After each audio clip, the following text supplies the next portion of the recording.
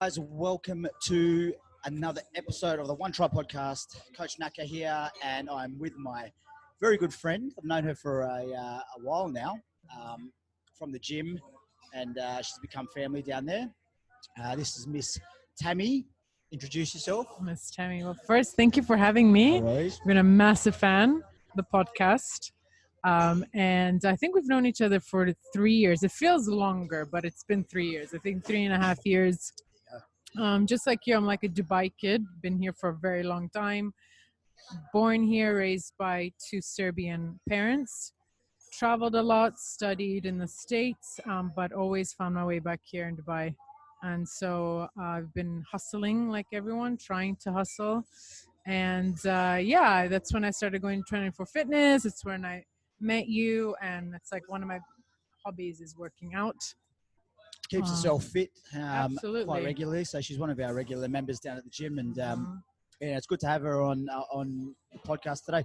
So why we've got her on today, obviously it's been, my last podcast was during lockdown, and obviously going back to work and, you know, the hustle of getting the gym going again and getting my business up and running again has been full on. So that's why I haven't done a podcast since then.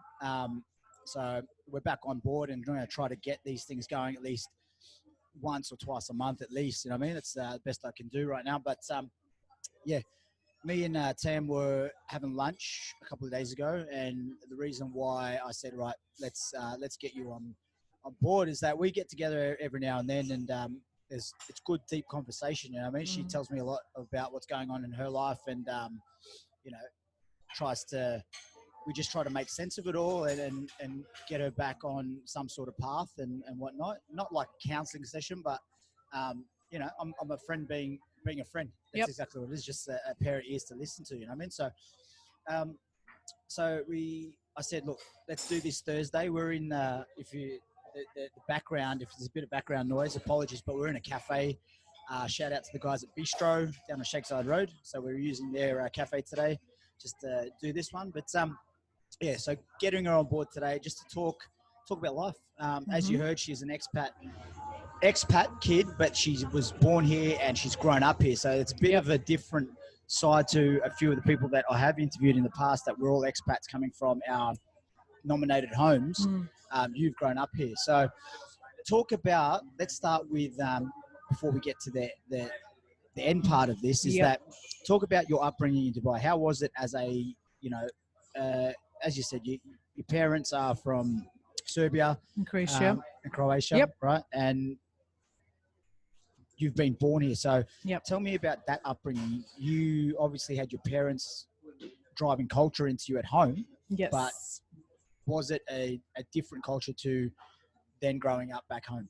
Oh, first of all, my upbringing, my childhood was, I'd say, colorful. It was the best upbringing ever I could imagine. I mean, the early 2000s, you can't compare it to what it is now. But it was, I mean, my parents never had the life that I had here. They were struggling as architects back home in Serbia. And in Serbia, you can consider it as a LEDC.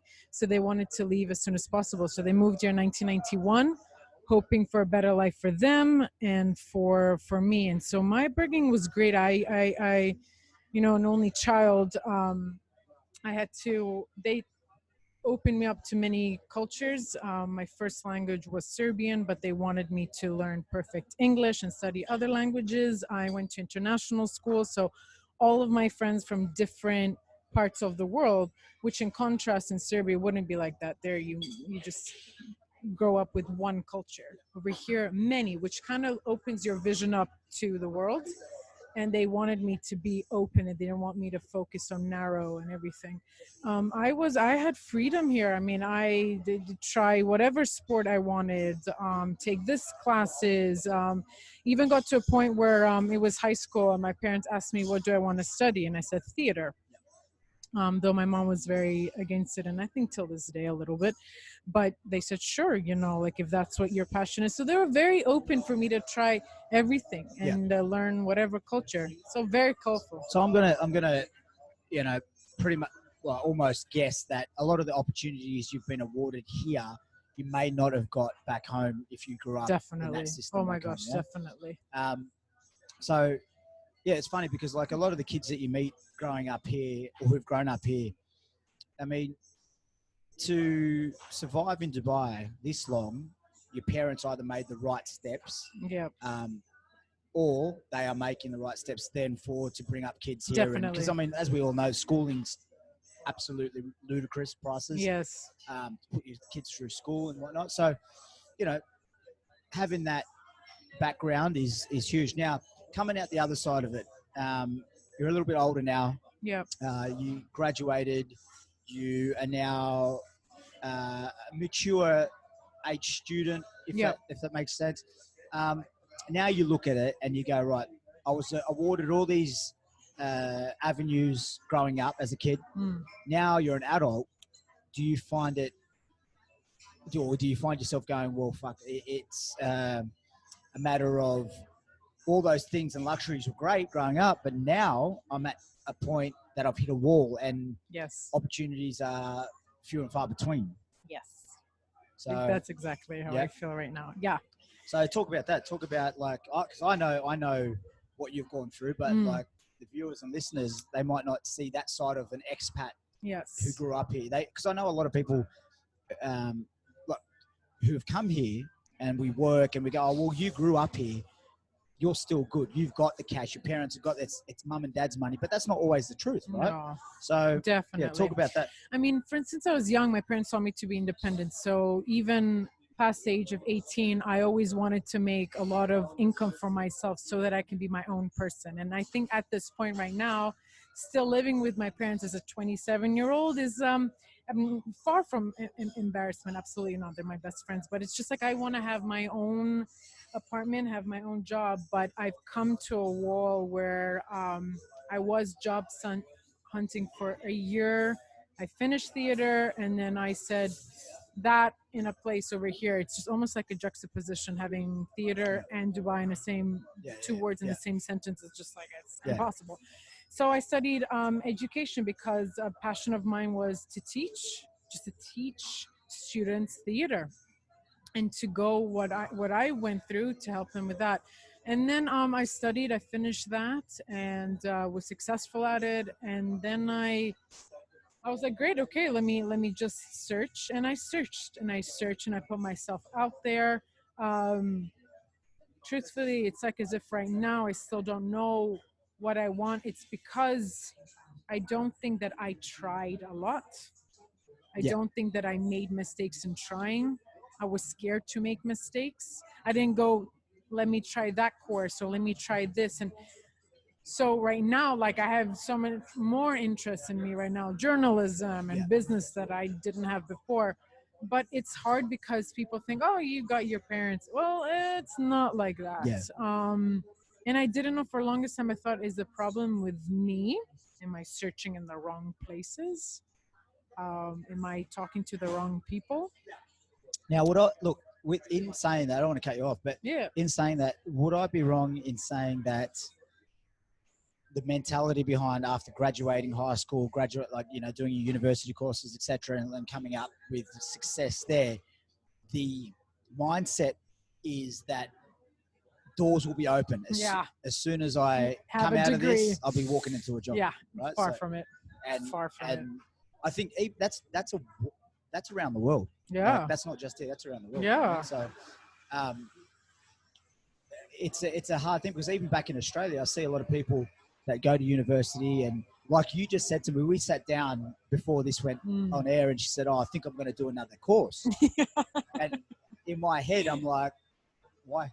Yeah. But I mean, if it's to obviously better yourself, excel at what you're going to do, I get it. But that can always also come after you've gained employment, et cetera, et cetera. So I do feel like this is just my opinion. I'm not, trying to say is that it always seems the way with, especially the uni crowd, if they don't walk into a job straight after graduation, is that, oh, well, I'll just go and get another course, because that eats up time. Yeah. And that makes you feel, well, at least I'm doing something. Yeah. Because I know 35, 36-year-olds who've got like diplomas and blah, blah, like credits after credits. Yeah. And still have not gainfully employed a job in the real working That's market. crazy. And that's fucking mental. Like, Yeah. I haven't worked That's crazy. and now you're 35. Yeah. Like, you're so far behind. And Yeah. I'm not like trying to make you feel bad. I'm just No, saying I understand. Yeah. that's the reality It of is. what this sets up. Now, segueing into the next part of this. So you graduate and you realize doors aren't flying open like you thought they would. Now, I've seen it firsthand with you, almost riding that wave with you, is that then comes the spiral of feeling like, am I not good enough? Didn't I do enough? You know, what did I do it all for?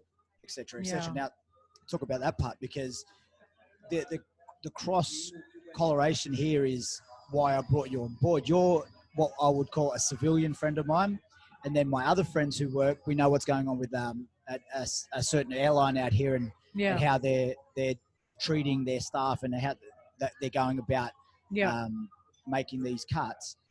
I'm seeing them now spiral through what you were going through 2 to 3 or not even a year ago, right? Let's be honest, a year ago. So talk about that, about where opportunity hasn't come. It wasn't all it cracked up to be. So what then happens to the mindset? What then happened, straightforward, is I fell into a big depression, which growing up, that was such a taboo topic. And that was, when you watch it on the movies or wherever, like, that's something that's like, oh, God forbid, I will never want to go through that. That person, yeah. And of course, in Serbian culture, you don't talk about, I mean, that's taboo. Many other things are taboo, but that is what happened. Is it gets to a point where, like, it's adding up, and then you just snap. And that's how it was. It was not only just finding unemployment, it's trying to fit into a group. Like, if you have a solid group of people, and solid, I'm talking about people who support you, who will really, when they say, okay, I'm gonna help you, they will actually help you. It was a lack of that. It was too much time. And the biggest one is unemployment, is just trying to find a job, and you can. And it just led to a point, because at the end of the day, we're all human. We're not robots. There's so much we can take. And for me, I don't know how I am, but it's just maybe growing up with parents who were very strict and said that you always need to have your shit together all the time. And when I knew I didn't have my shit together, that's when I snapped. And it brought me into depression.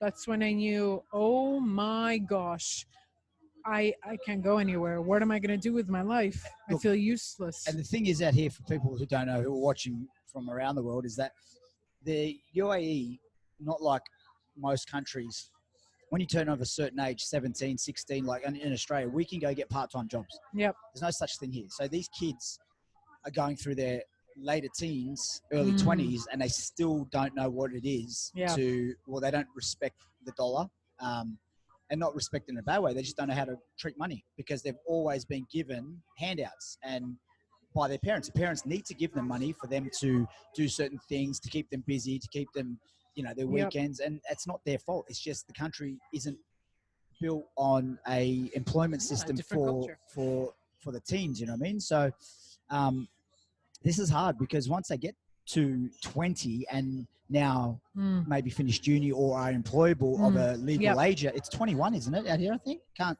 for what? To work? 21, yeah, it's 21. Okay, so 21. So 21. You're an adult there, and in most countries, most people have worked since they may be 15 onwards, right? So you don't get that experience until you're 21. So you're a late bloomer to it. So you don't get the hardships of, here, you didn't do good at your job, you're fired, or you don't suit this role. It comes when you're 21, and at that age, that can be a huge hit to your ego when you don't fit a job title, or you're not good at a job, or your university courses, because sometimes that doesn't cut it out here. They expect you to be at such a high level, and when you enter or walk into a job, no one really thinks about, well, let's train this person up for a year, then do that. They're like, you got the job, now you better know what to do with it, or you're gone. So there's so much pressure on people out here to perform at a level that they're not used to. You know? And on top of that, this is something you told me when we sat there a couple months ago. You said it's like, this is how it is over here is, for example, a candidate must be 26 years old with 30 years of experience.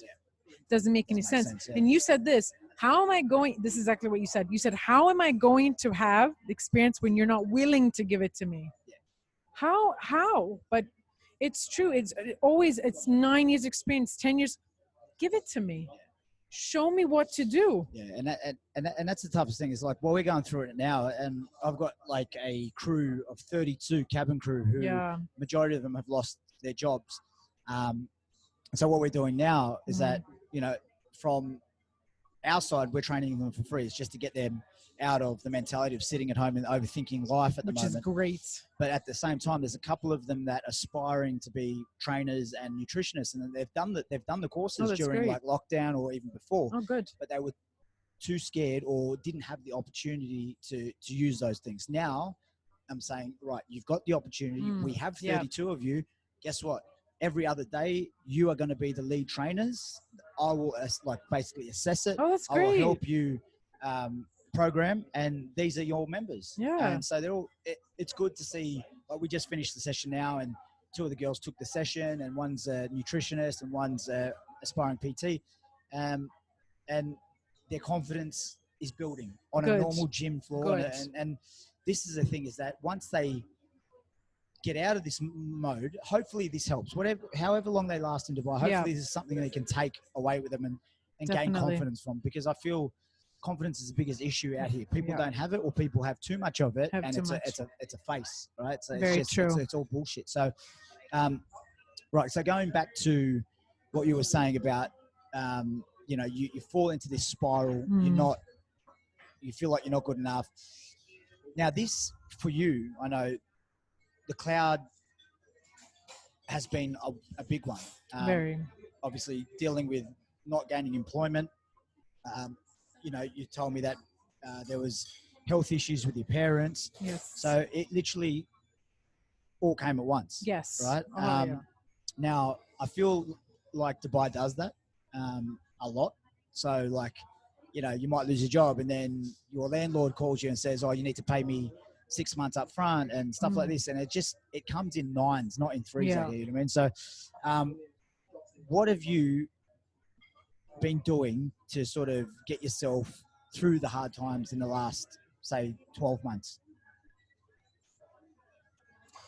Yeah, the last 12 months have probably been the hardest of my life, and I'm only 27, so I can just imagine what will come my way in 10 years, you know.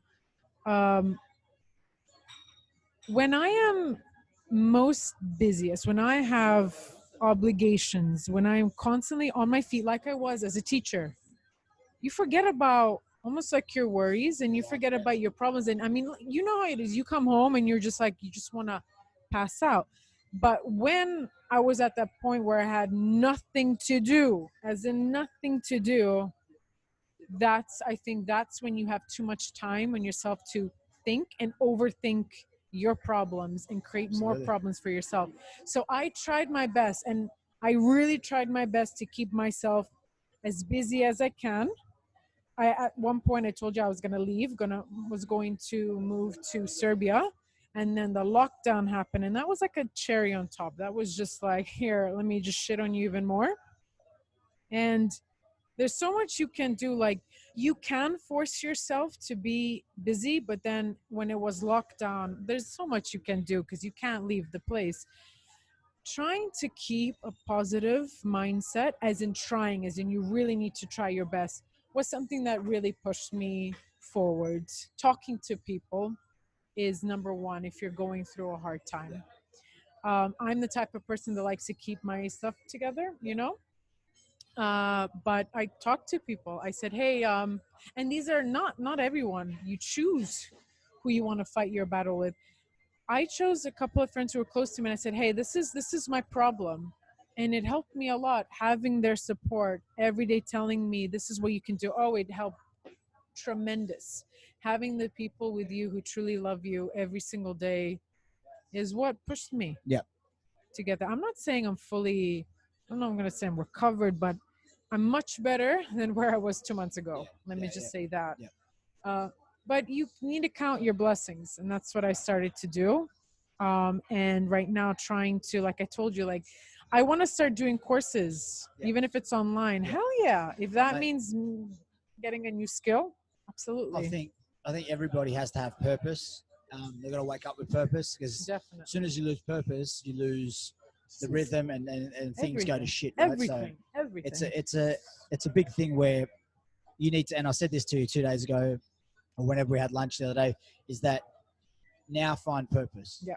And that's all it is. And it's going to change and chop and change. Like, I'm 36 this year, and I'm only knowing now, in the last, say, 3 to 5 years, what my purpose is. Yep. It's taken me a long time. And you remember, like, I think the pressures on you guys as a younger generation Yeah. is that you're expected to know. You're not. And double that on top of you live in a place where as much as there's opportunity, it's not handed to you out here. You got to work your ass off out here. And I feel like it's not built in everyone. You got to have that, almost that entrepreneur mentality where it's dog eat dog, even if you have gained employment somewhere. You know what I mean? Of course. Because you see so many people just scrape by doing bare minimum out here. Yeah. And that's what. Now, that's why Dubai is That's why Dubai is now what you see. Yeah. It's the bare minimum culture. Do enough to get by. Yeah. Because when I moved here, it was full of hustlers trying to make it, but at the same time would go above and beyond. What year did you move here? End of 06, 07. Oh, wow. Okay. So it was like in the prime of people starting there at small businesses who now are multimillionaires. Great, good, that's awesome for them. They got out at the right time, but they didn't get there just because of luck. Yep. It was hard work. Yep. So, if any of my crew friends are watching this, it's basically the next step for you guys is to find purpose, because I feel after talking to them and getting to know a few of them a lot more, when you're getting paid and it's month by month, it's very easy to just lose sight of what you want.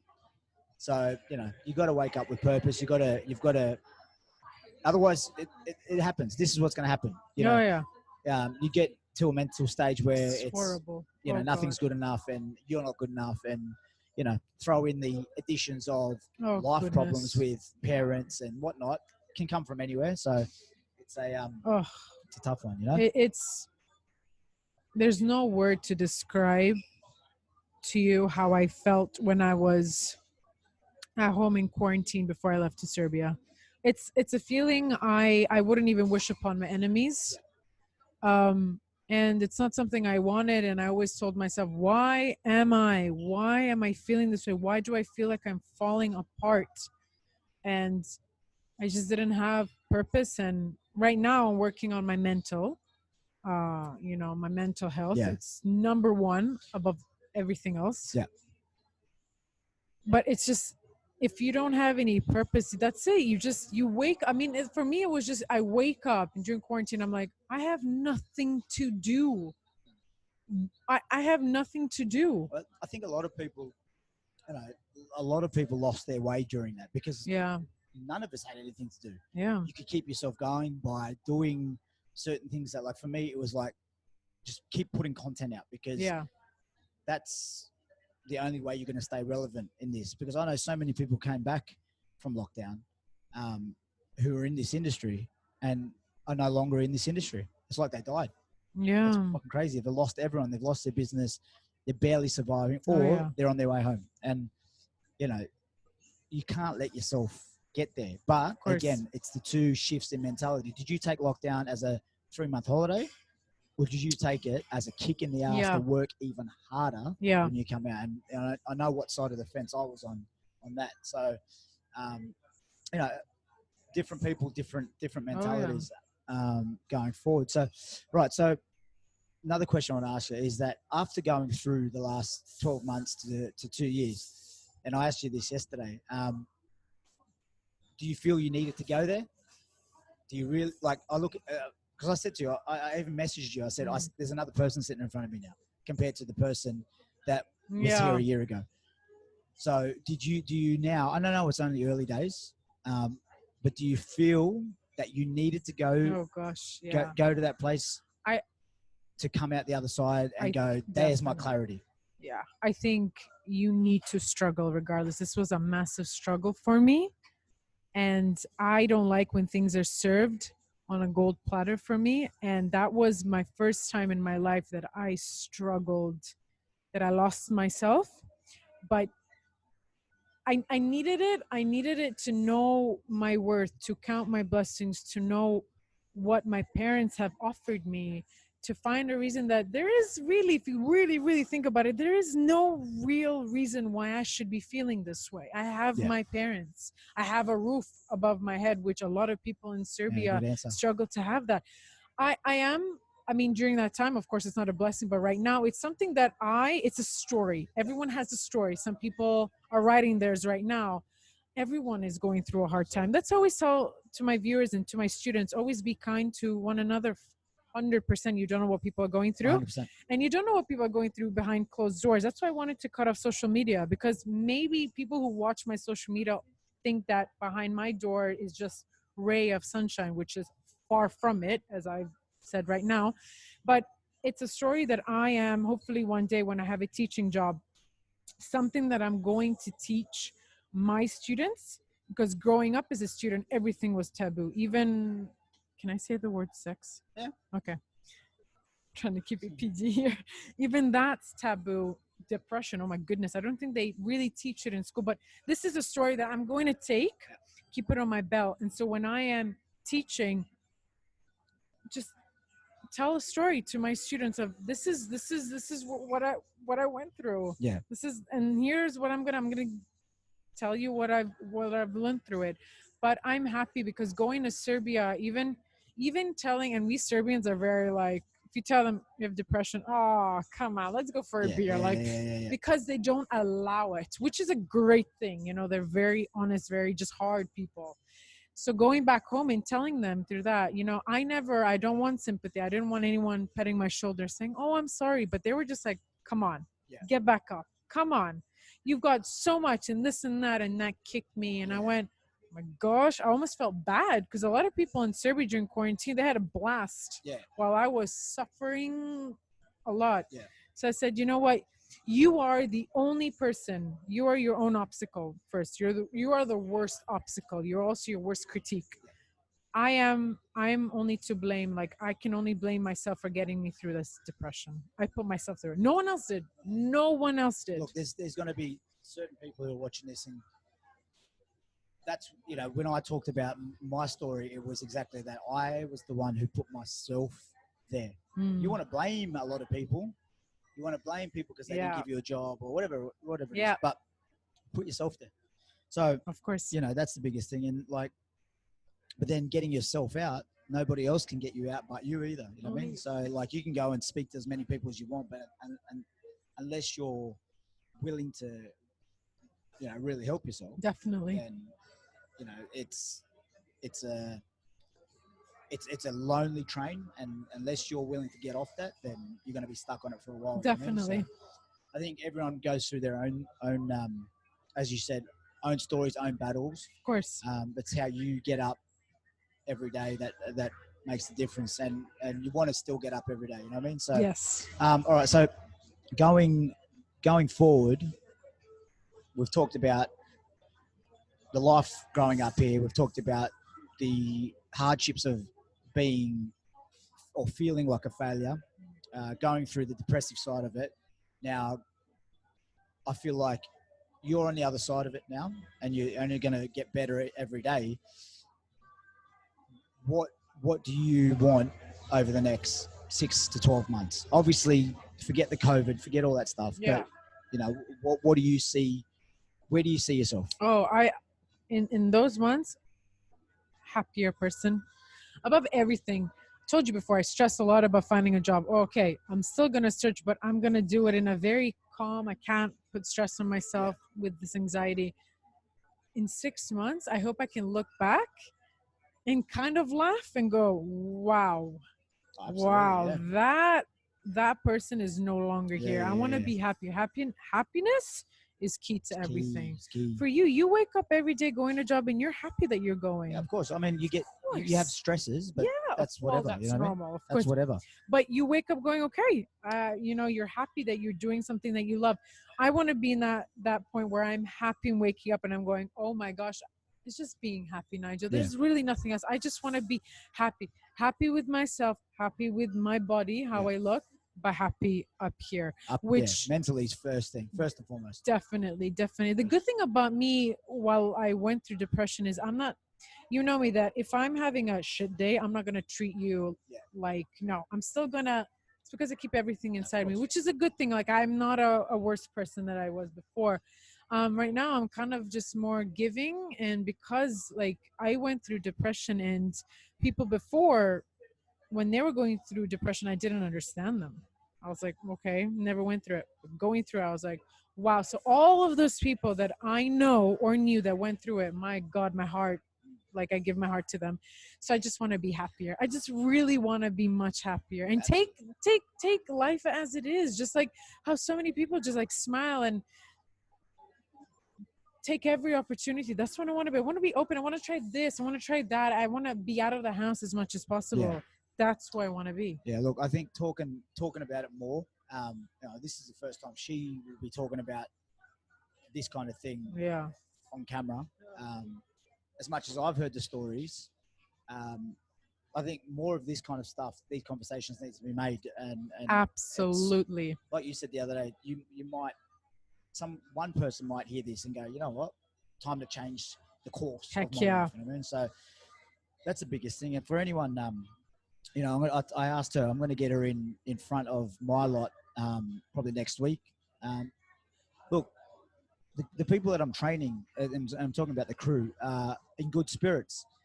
But I also think it's yet to come for them as well. They're still in the city. They've still got each other, but it's when they leave and now they're on their own back home, or, that's when things are going to hit them, because it was like everyone, there's a lot of people out here that the rug was pulled from underneath their feet and it wasn't them who pulled it out. You know what I mean? So that's another scenario you've got to deal with. It wasn't your time. It wasn't up to you. Yeah.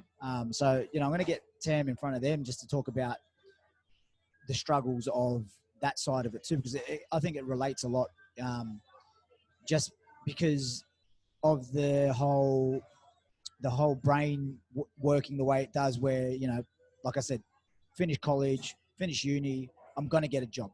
And then the job doesn't happen. And then life starts to chip away. And, just because you don't have a job, your phone bill still comes, things happen. So it's just about having these conversations with people, and keeping this going, you know what I mean? So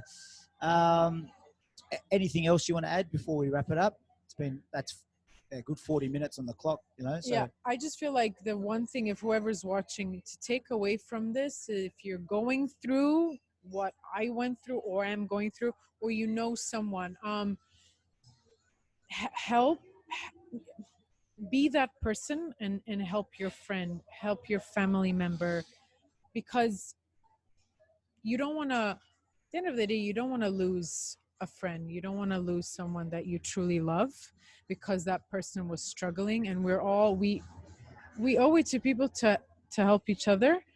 And for people who also are stuck in this mindset where it's like, I have nothing to do, try to be as active as possible, as in find a new hobby, a skill, or whatever it is. This is your time to do it. Absolutely. I think that's one thing that I have to. I think she's spot on in terms of having. I think in this day and age, people feel scared to ask other people if they're doing all right. Are you doing it? Like, I see you're sad. Like, just if you're not doing all right, you.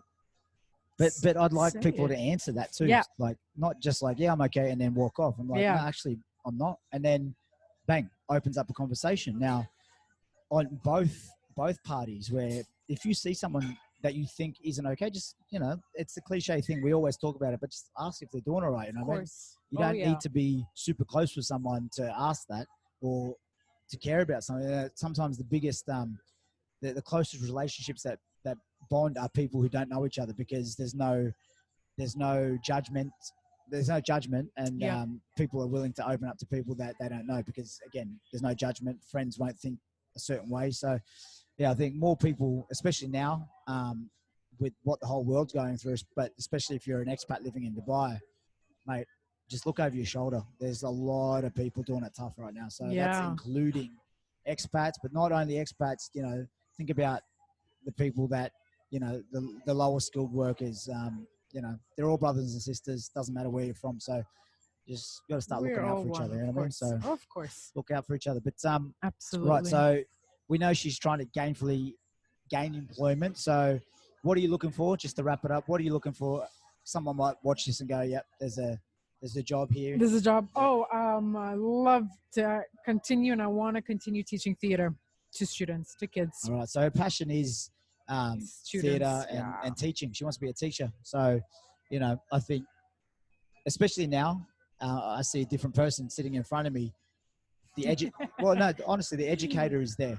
You know what I mean? Maybe not before, would have been a bit touch and go, just because of, I don't think, the maturity level, and not in a bad way. It was just absolutely. you didn't come over the other side. Yeah, you know absolutely. I mean? I'm still young. And you're still young. You're going to learn so much more in the next 10 years. You know what I mean? So if anyone's watching and there's anything like that, even tutoring, I know it's summer holidays and parents are doing it tough with their kids because they're just bored. So anything with children, with kids, with teenagers, hit us up, and we'll get her contact details over to you.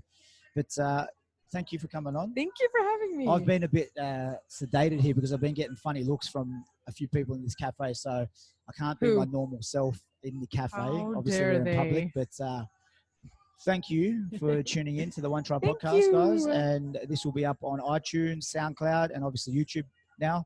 And hopefully we get something up in the next 2 weeks with some other guests. And as I said, hit her up. We'll have her details in the bio below. And if there's anything going jobs-wise, or you just want to have a chat with her, feel free to contact. Absolutely. Cheers. Peace.